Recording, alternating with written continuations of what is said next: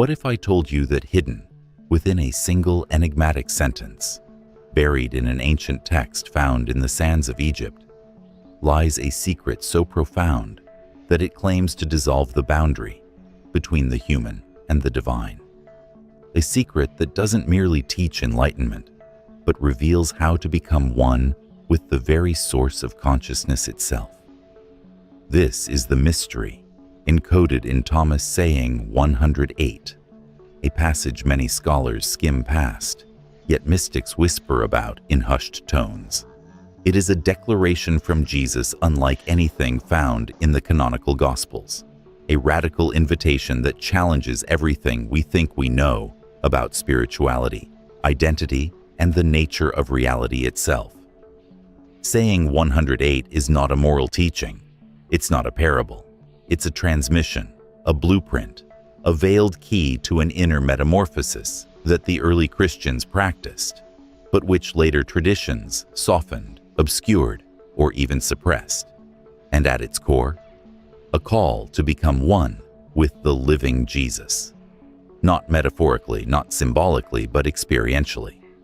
In this video, we're going to unravel the hidden layers of this passage, its historical roots, its mystical implications, and its practical applications. Because this saying is not meant to be admired like some ancient artifact. It's meant to be activated, lived, embodied.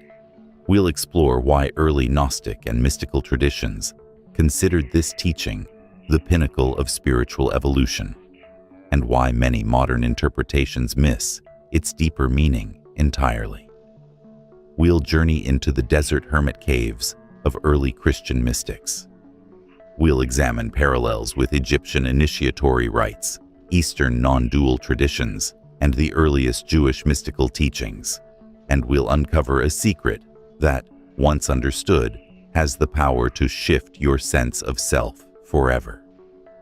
So, if you've ever felt there is more to spirituality than belief, if you've sensed that your consciousness holds untapped depths, then saying 108 is your map, your catalyst, your silent initiation.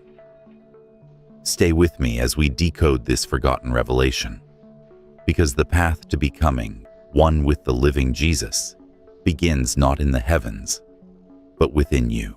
To understand the explosive significance of Thomas saying 108, we first have to step outside the familiar world of mainstream Christianity and journey back to the early centuries, when dozens of spiritual communities, sects, and mystical brotherhoods carried teachings attributed to Jesus that looked nothing like the versions later canonized. The Gospel of Thomas, where saying 108 is found, was uncovered in 1945 in Nag Hammadi, Egypt, an area historically known for its hermit caves and monastic retreats. These texts were sealed in jars and buried, as if their custodians knew the world wasn't ready for what they contained. And among them, Thomas stands out because it claims to preserve the secret sayings of the living Jesus, teachings whispered from teacher to disciple, not publicly preached. Unlike the familiar gospel narratives, Thomas is not a story. It's a collection of 114 enigmatic statements, many of which challenge conventional doctrine. Scholars consider it one of the earliest Christian texts, possibly predating the canonical Gospels.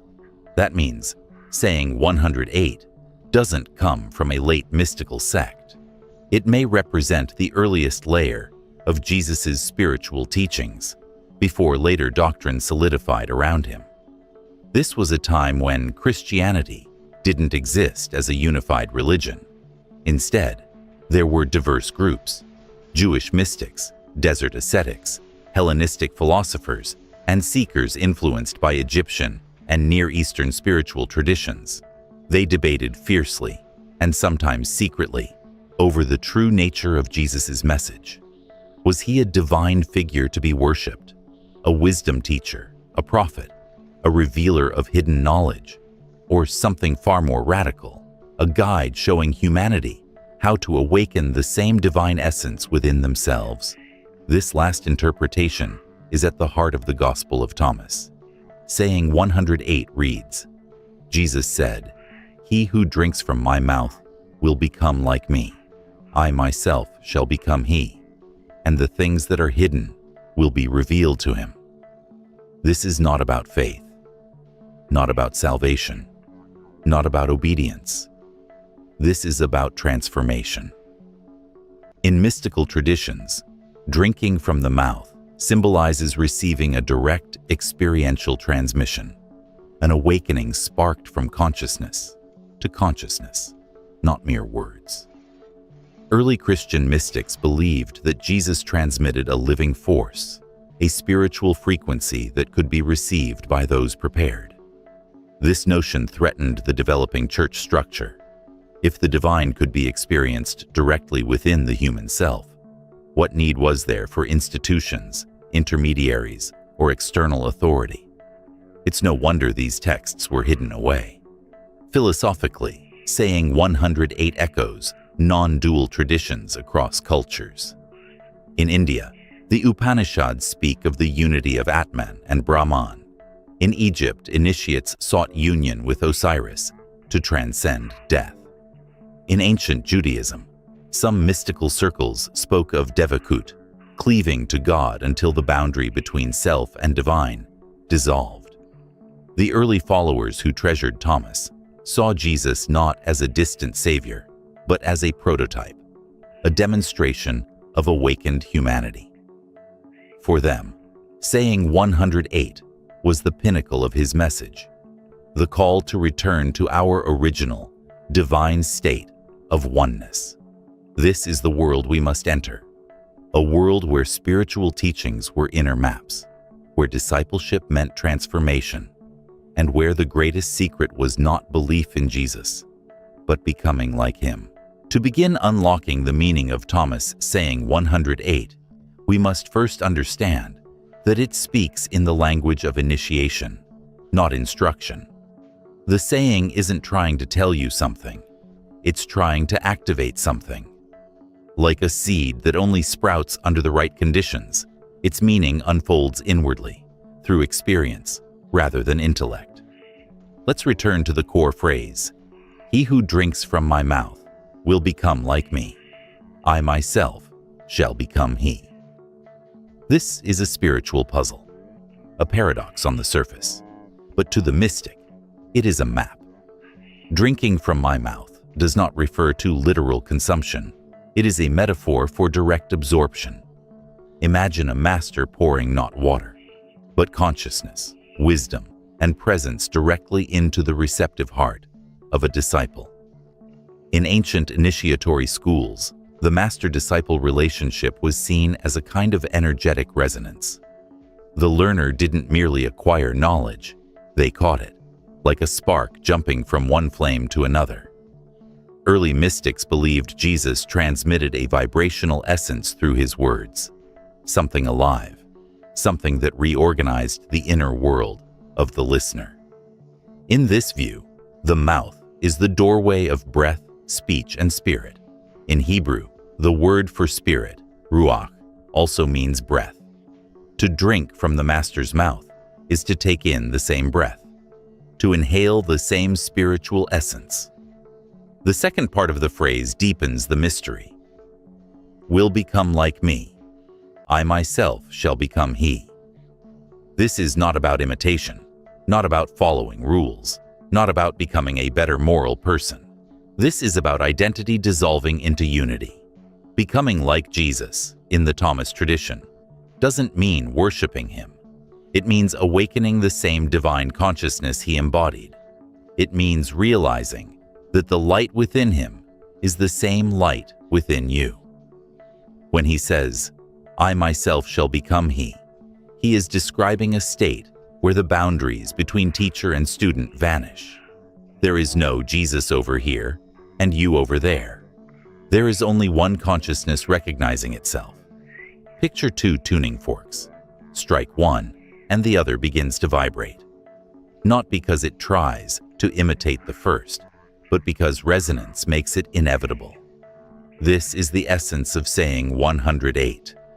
To resonate so deeply with the consciousness of the living Jesus that you vibrate at the same frequency until there is no separation left.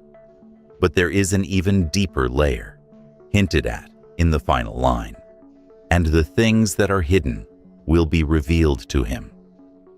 In ancient mystical traditions, the hidden refers not to secret knowledge stored in books or scrolls, but to the unseen architecture of reality, the fabric beneath appearances. When unity is achieved, when the artificial division between self and divine collapses, perception changes. The world no longer appears fragmented. The observer and the observed merge. The inner and outer mirror each other. This is what early mystics called gnosis, not knowledge, but direct knowing. Think of it like this.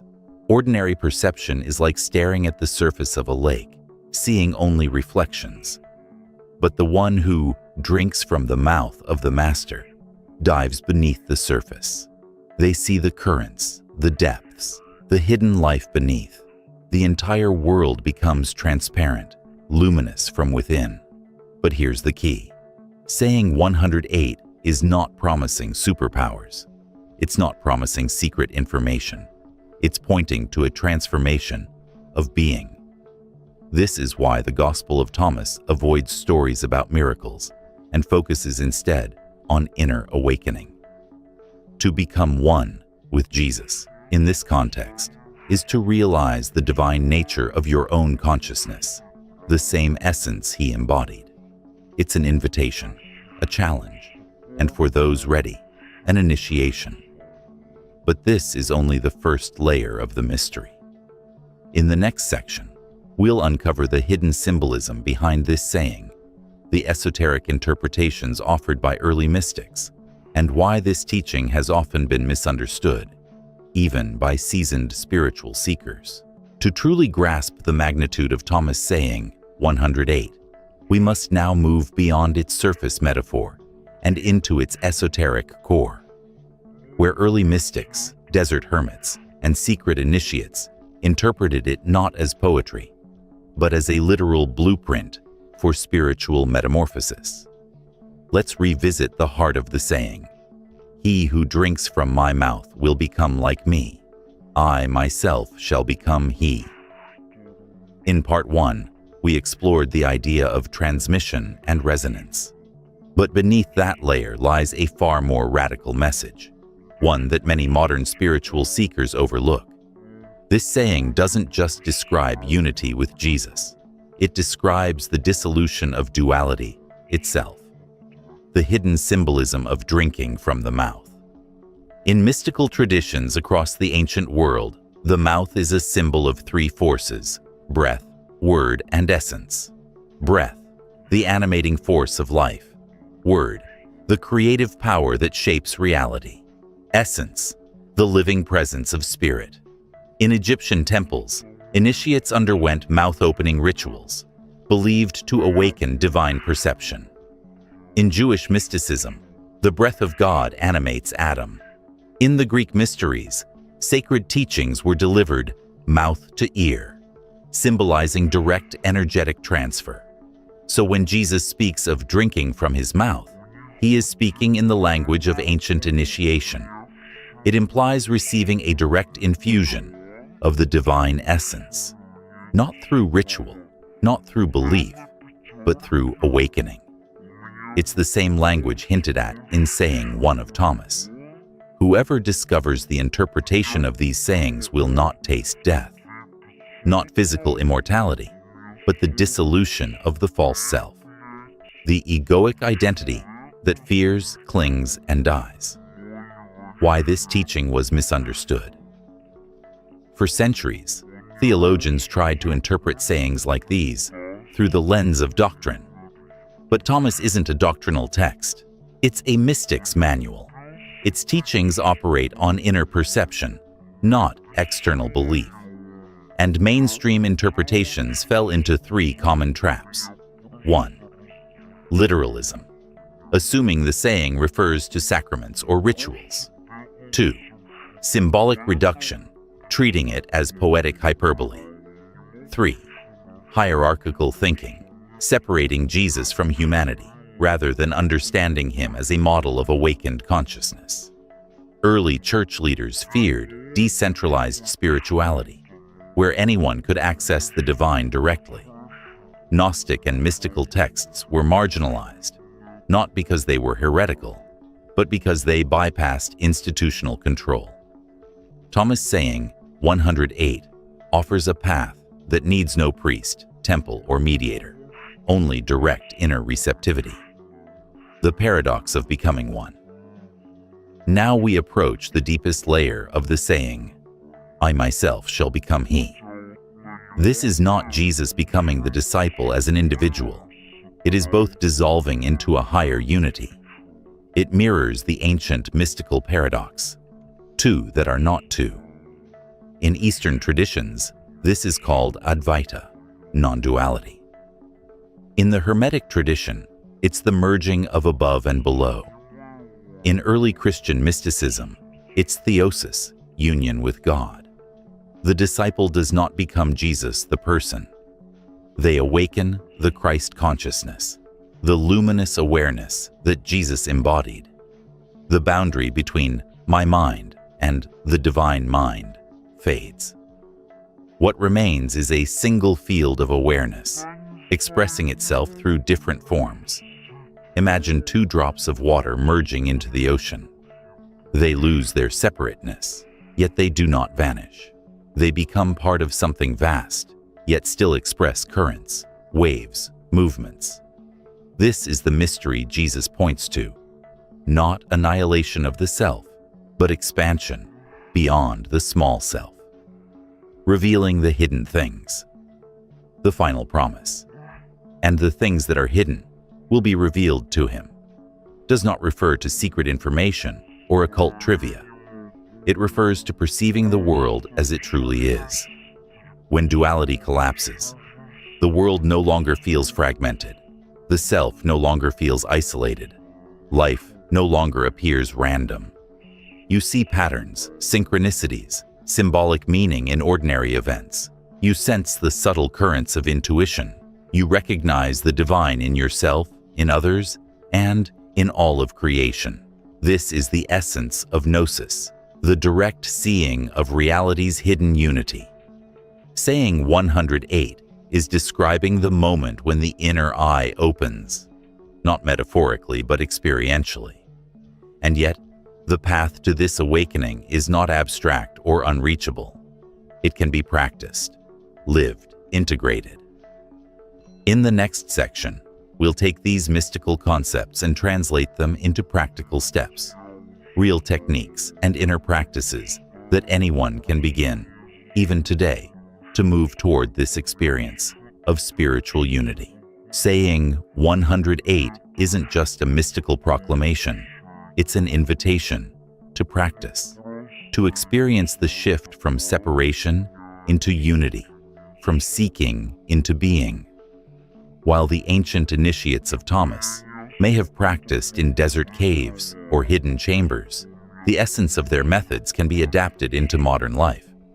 Below are practical techniques, simple, accessible, yet profoundly transformative, that echo the inner work implied by the saying, "He who drinks from my mouth will become like me."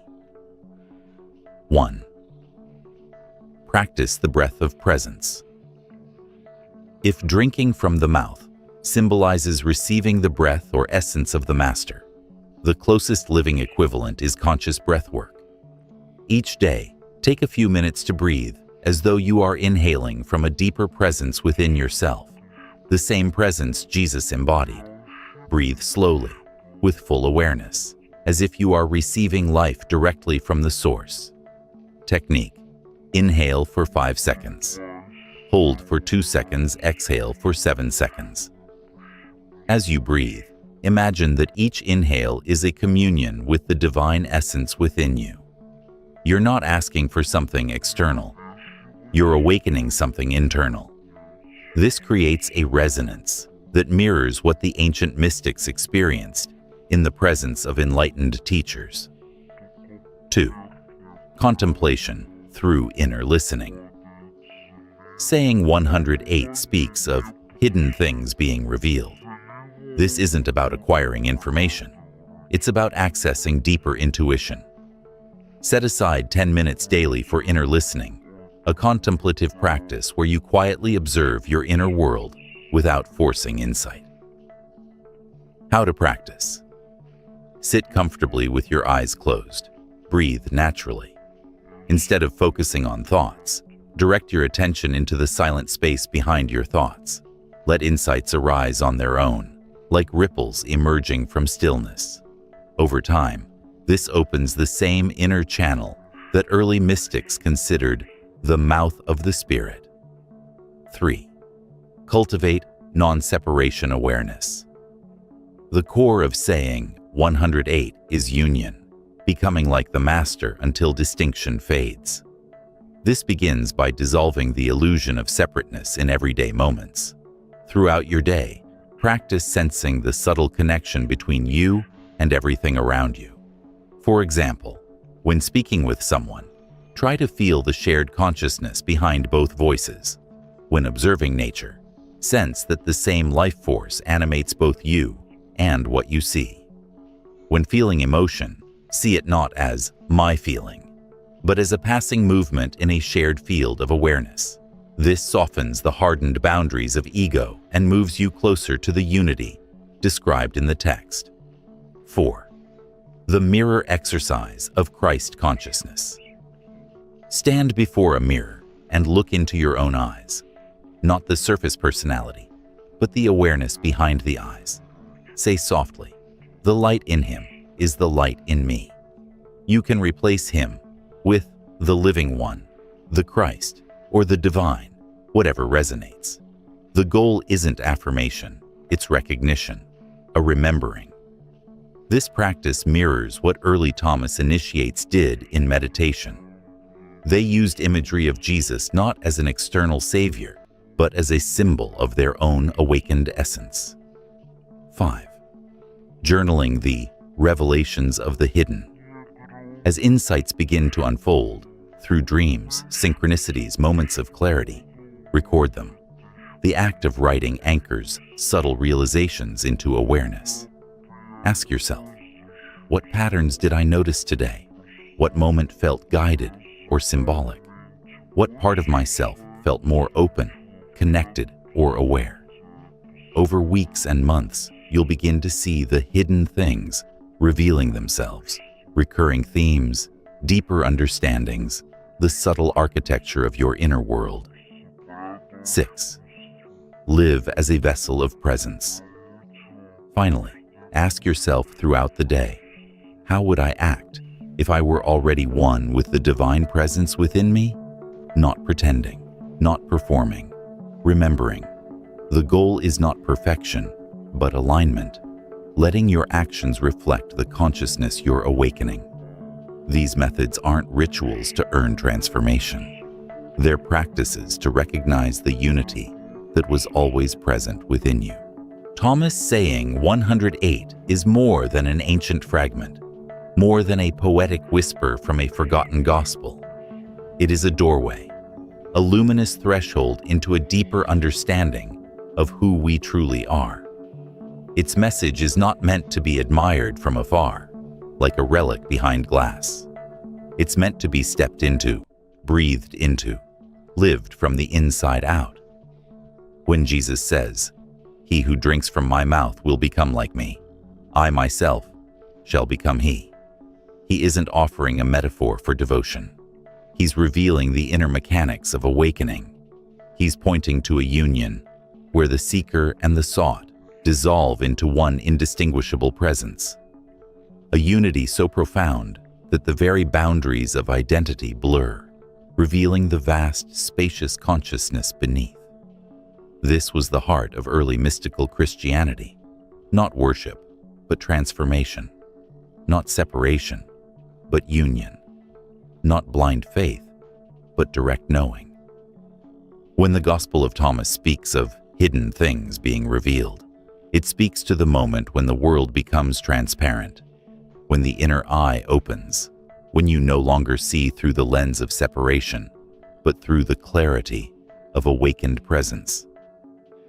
The practices we explored, breathwork, inner listening, non-separation awareness, mirror contemplation, are not steps to follow mechanically.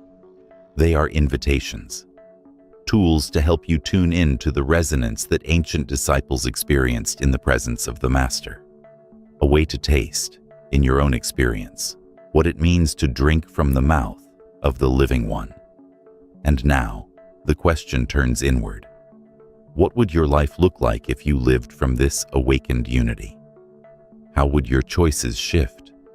What fears would dissolve? What hidden truths would rise to the surface?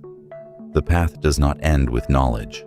It begins with willingness, with openness, with the courage to explore the depths within yourself.